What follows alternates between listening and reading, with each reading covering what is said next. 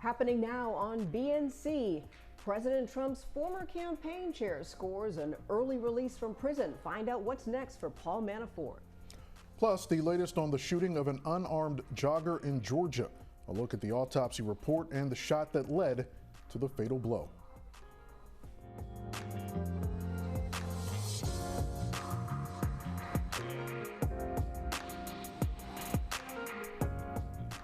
Good afternoon, everyone, and welcome to BNC Now. I'm Laverne McGee. And I am Anthony Amy. It is May 13th. Hard to believe, Laverne, we're in mid-May already. The calendar seems to be going by very quickly. This pandemic, though, does not seem to be going anywhere, unfortunately. Yeah, I don't know what's going on. Happy Hump Day, by the way. It's Wednesday. Yes. We were just talking, Anthony, kind of a weird vibe as sort of half the country is still hunkered down and the other half is out there scurrying around. Things are getting busier as we look across the country, and some places reopening, some places not. So we're still not back to where we need to be. Still a lot of things happening, which of course we're going to tell you the latest news on everything that's going on from coronavirus and everything else in the news. And in fact, let's get you started. As always, we want to give you the latest information regarding the coronavirus. The numbers: more than 4.3 million cases of COVID-19 have been recorded worldwide, including at least 294,000 deaths. In Russia, the epidemic worsens. They have reported over 10,000 cases per day for 11 consecutive days. They've recorded more infections than any other country other than us here in the United States.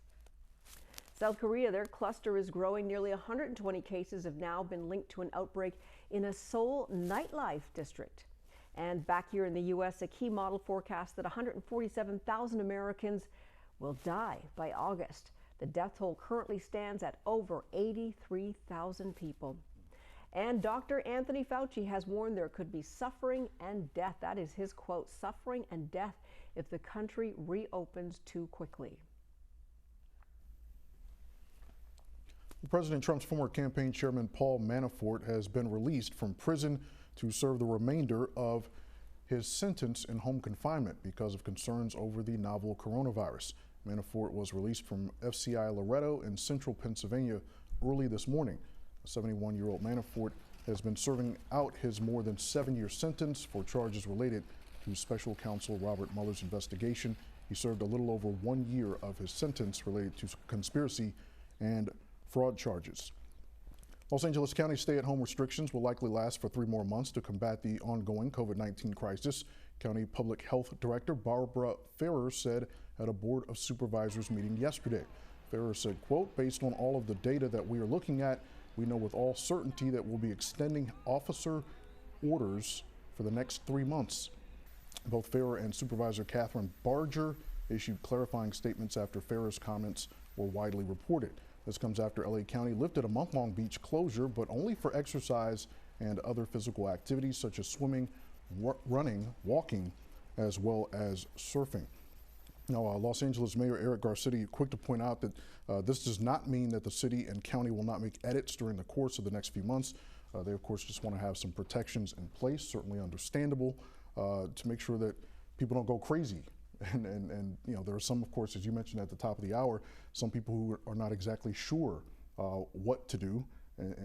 Is this a progression? Does it mean that they can go out and that things are on the path to being normal again? Or do people still hunker down and try to remain as safe as possible using the utmost of precautions? So that's the question. People already went crazy when they heard this. Yeah. Let me tell you, I have friends out on the West Coast, and when people heard that LA County said we're going to lock down for another 3 months, I think, you know, they probably should have phrased it a little bit more gently, right? Yes. Because people started going, "Are you kidding me?" And I mean, they're pretty good at following, you know, directives out on the West Coast. They've probably been better than some states that we've seen in terms of people being upset about it.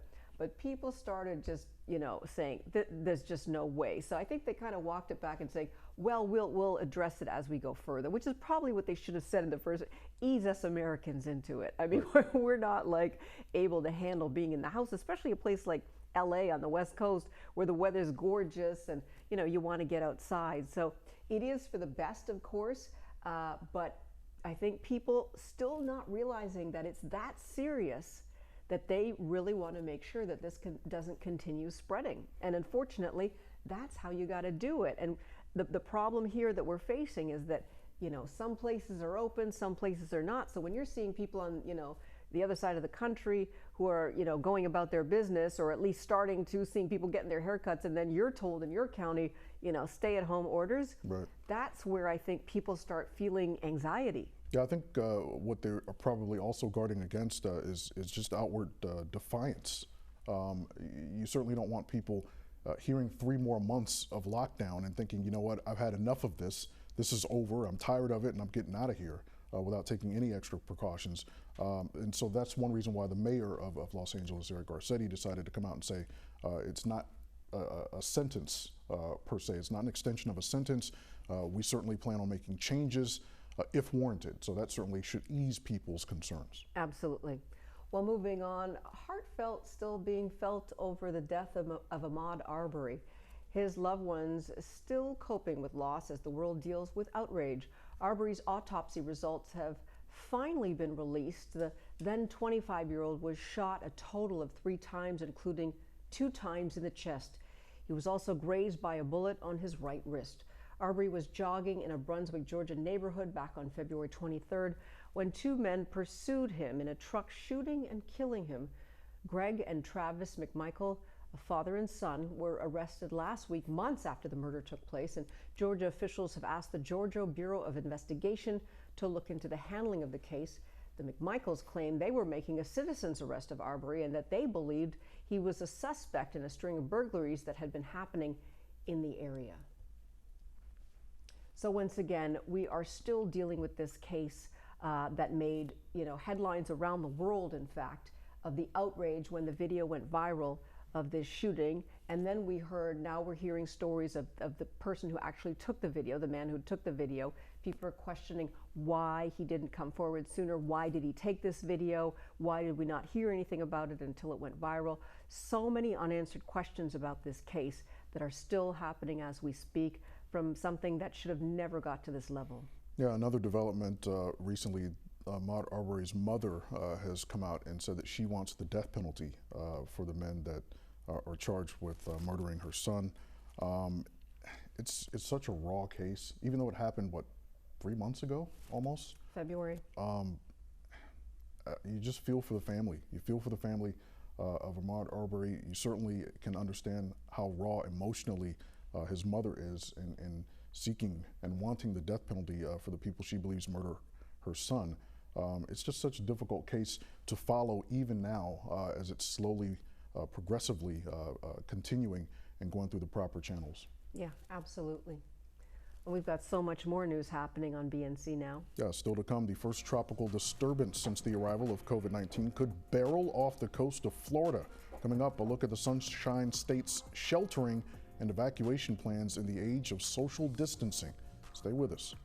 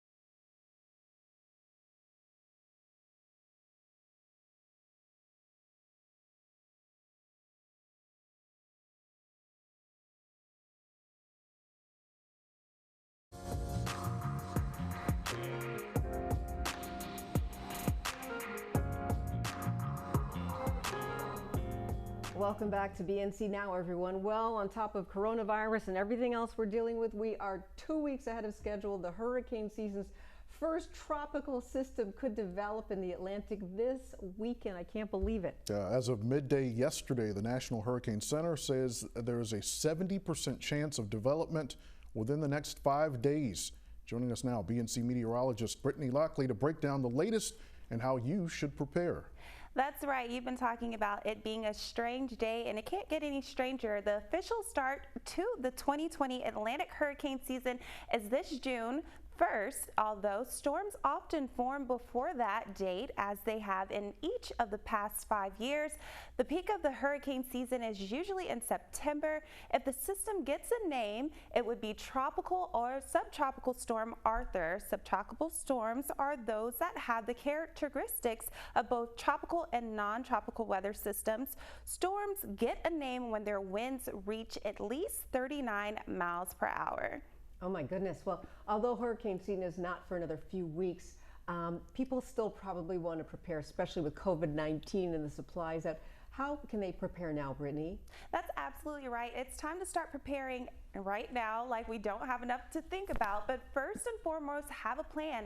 Think about how to incorporate social distancing if need be. Secondly, make a list of supplies needed. The National Weather Service said you need to have enough non-perishable food and water and medicine to last each person in your family a minimum of 3 days. Lastly, if you plan to weather out the storm, make sure that your home is in good repair and up to local hurricane building code specifications.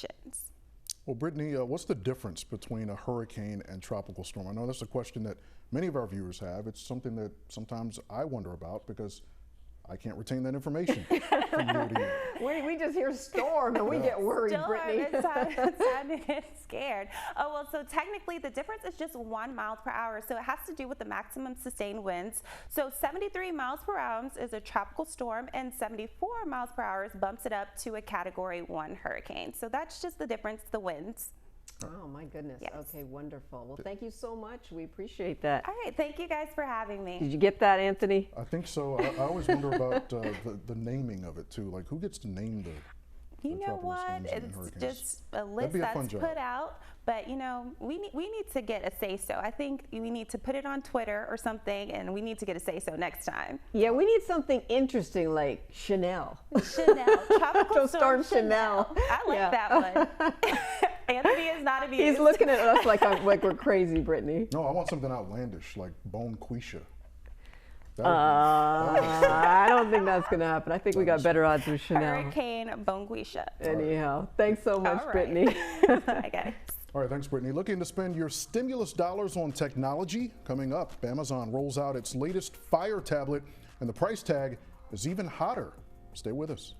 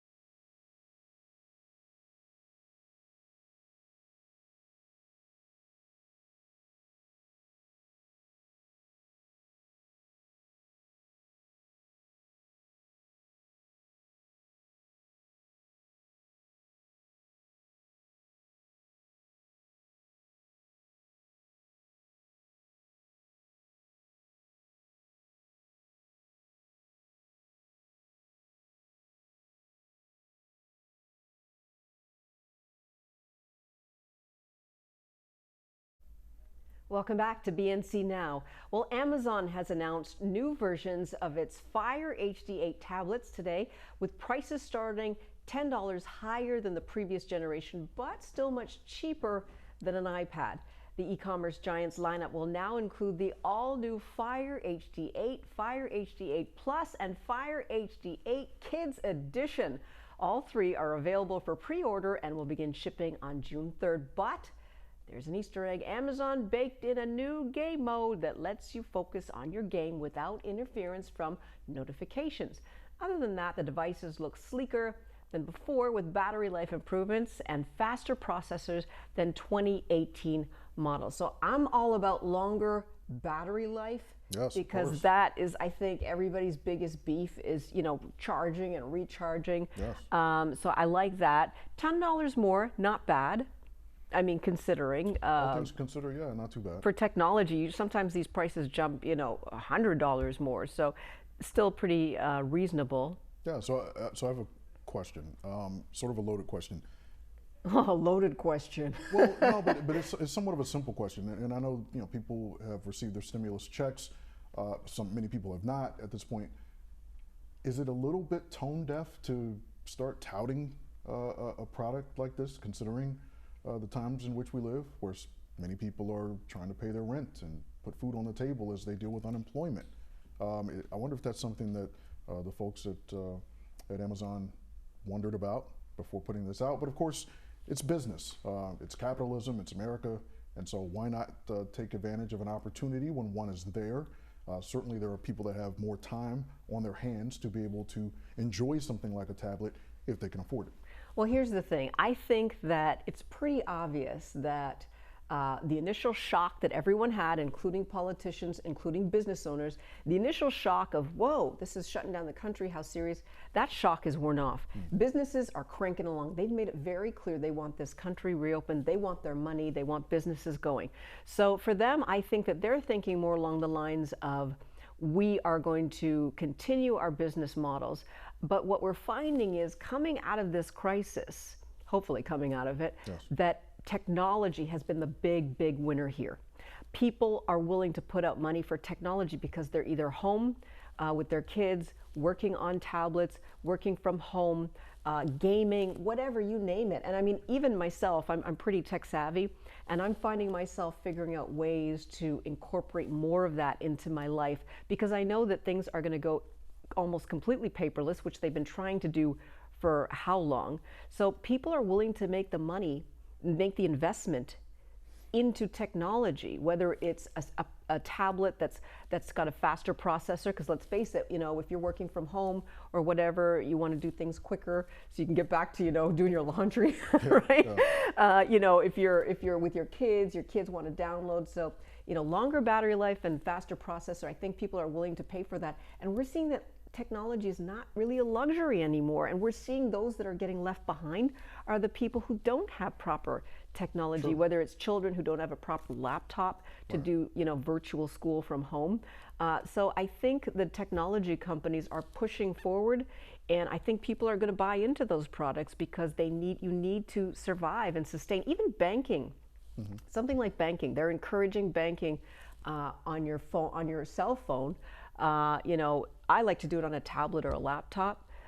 So I think, like I said, having a stronger battery life and faster processing, I think people are going to buy into that. Some question just struck me though. More and more kids on the lower levels of schools are going to tablets now.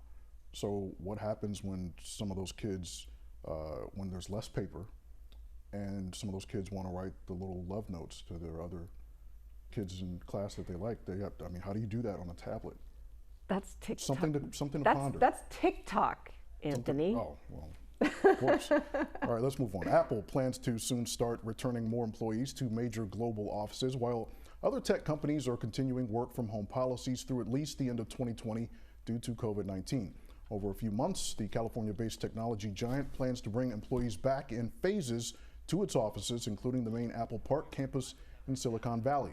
That according to people familiar with the plan. The first phase, which includes staff members who cannot work remotely or are facing challenges working from home, has already begun in some regions globally, It will expand to major offices across late May and early June, according to Apple staff. A second phase scheduled to begin in July will return even more employees to Apple's offices globally. The U.S. Apple locations in New York, LA, San Diego, Austin, Texas, and Boulder, Colorado. So Apple doing things a little bit differently than Google and Facebook. Both of those companies saying that most of their workers can work from home remotely through the end of the year. Amazon says that its workers can work from home at least through early October. Yeah, you know what? Even before this COVID-19 pandemic happened, companies were looking at models to find ways to be more efficient. I mean, I did a lot of research on this before because I was always looking at ways to, implement technology into my life more efficiently. So working from home is going to be a way of the future. It simply has to be. Companies are going to look, when they see their numbers on their balance sheets and they see their bottom lines, the amount of money that they're paying to pay rent in these office buildings or keep the lights on, it just doesn't make sense when they can have people working from home and they've seen that they can do it. And let's face it, if there is a second wave, which people are saying that it is very likely, we have to prepare for that. At this point in time, they know that they want to keep the economy going. Right. The first time it was a shock, we shut everything down, it was crazy town. Now they realize, okay, we may have to deal with this. Working from home is the answer. So companies like Twitter, you said, Twitter, we talked about Facebook, they are facing reality. This is a new world. It was going to be like this even before because companies realize they can save so much money and workers love it because they have more flexibility. And that's the question. What will we learn from this if there is a second wave? How do we go about the approach? And as far as allowing workers to work from home, for how long? What will we learn from this first wave? Yeah, if you can, invest in good internet and, good laptop. Well, as we continue to fight the coronavirus pandemic here and around the globe, folks in Latin America battle another deadly outbreak. Coming up, what people in the Americas are doing to survive dengue fever.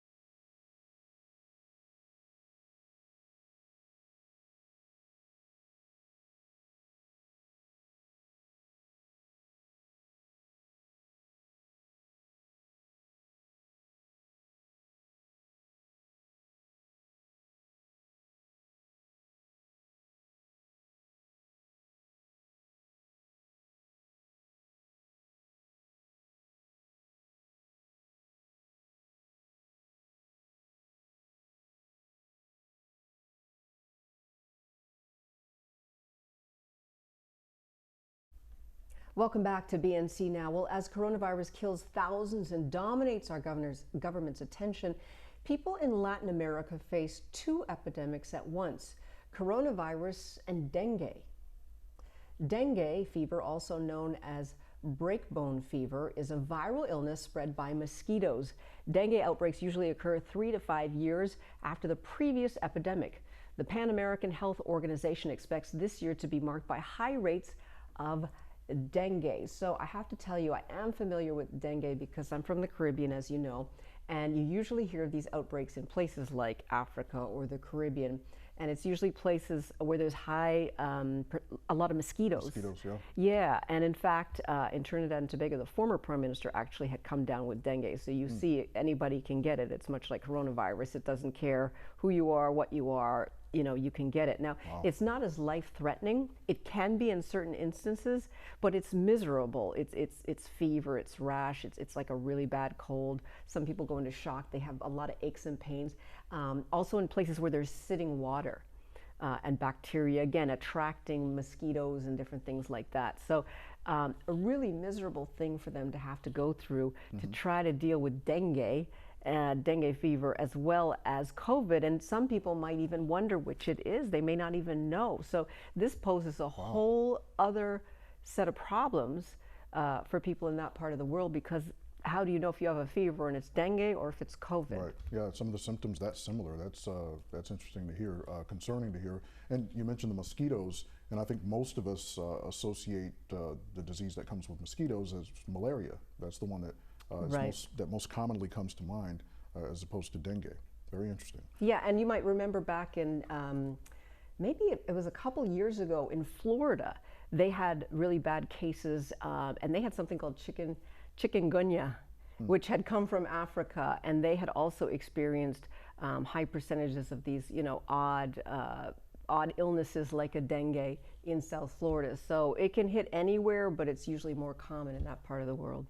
I saw a tweet earlier that someone mentioned they thought 2000 and Y2K was going to be like 2020. They thought that all that we're experiencing right now was going to be what happened during that Y2K. Oh yeah, that's right. That's right. Made Interesting. a lot of sense. Interesting. Yeah. Well, professional chefs, I should say, in Thailand whip up 40,000 boxed lunches for local communities affected by the coronavirus pandemic in Bangkok. Chef Hugs, a local charity, hired 200 chefs and dozens of taxi drivers, many of whom are currently living on very little income, for the project. All chefs involved in the project receive $12 a day, while taxi drivers earn $9 for transporting the food to 50 low-income communities across Bangkok. Around 4,000 meals are made daily. You see something that is not right, not fair, not just, say something, do something. Still to come, a new docu-trailer is out about the life of civil rights icon John Lewis.